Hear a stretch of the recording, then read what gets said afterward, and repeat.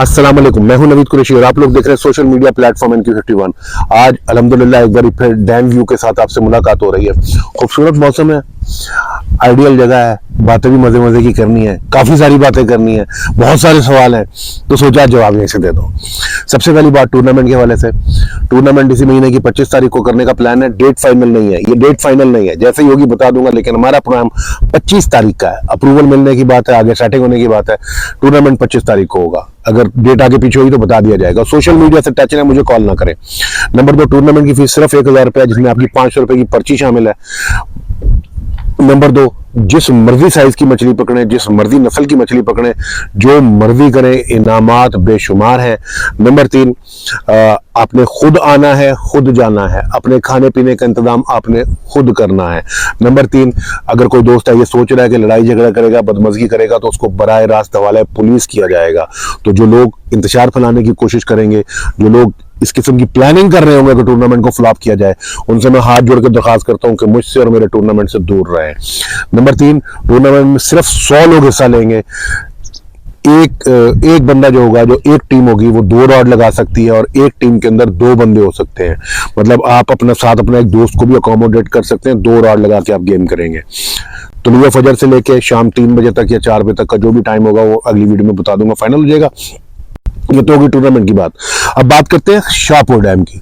तो अल्हम्दुलिल्लाह जनाब शाहपुर डैम के ठेकेदार साहब को मैं आज इस वीडियो के थ्रू ओपनली पैगाम दे रहा हूं कि मैं वापस आ रहा हूं।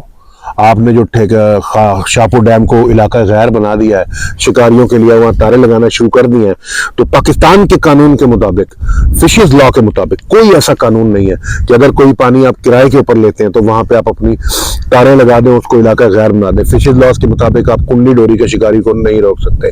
मेरी आपसे इस पहली वीडियो के थ्रू रिक्वेस्ट है कि आप वो अपनी लगाई गई तारे खुद इस्तेमाल उतार दे तो बेहतर है। बसूरत दीगर हमें कानूनी रास्ता इख्तियार करना पड़ेगा, और कानूनी रास्ता अगर इस बार मैंने इख्तियार किया तो आपको वो हर्जाना भी पे करना पड़ेगा जो आप शिकारियों को मेंटली टॉर्चर कर रहे हैं। और यही पैगाम मैं इस रावल डैम के जो इंतजामिया है उनको भी दे रहा हूं कि अगर रावल डैम पर किसी भी जगह पर कोई भी आपने दरवाजा लगाकर शिकारियों पर जमीन तंग करने की कोशिश की, तो यकीन करें आपको सबसे पहले मेरा सामना करना पड़ेगा। मेरे सुनने में आ रहा है आपने 2-3 जगह पे दरवाजे लगाए हैं। आप सिक्योरिटी रीजन ना बनाएं। अगर सिक्योरिटी रीजन की बात करेंगे तो बात बहुत दूर तक जाएगी। वो कहते हैं ना, बात दिल्ली तक जाएगी, तो ये बात वाकई दिल्ली तक चली जाएगी। आप इस वफाक के अंदर बैठे हैं, जंगल में नहीं बैठे, और वफाक के अंदर कानून है, जंगल का कानून नहीं है। आप रावल डैम के ऊपर किसी भी सूरत सिक्योरिटी को रीजन बना के शिकारियों का रास्ता रोकने के लिए दरवाजा लगाने के मजाज नहीं है। और अगर आप ये करेंगे तो आपको सबसे पहले मेरा और मेरे दोस्तों का सामना करना पड़ेगा, और हम इतनी आसानी से हारने वालों में से नहीं है।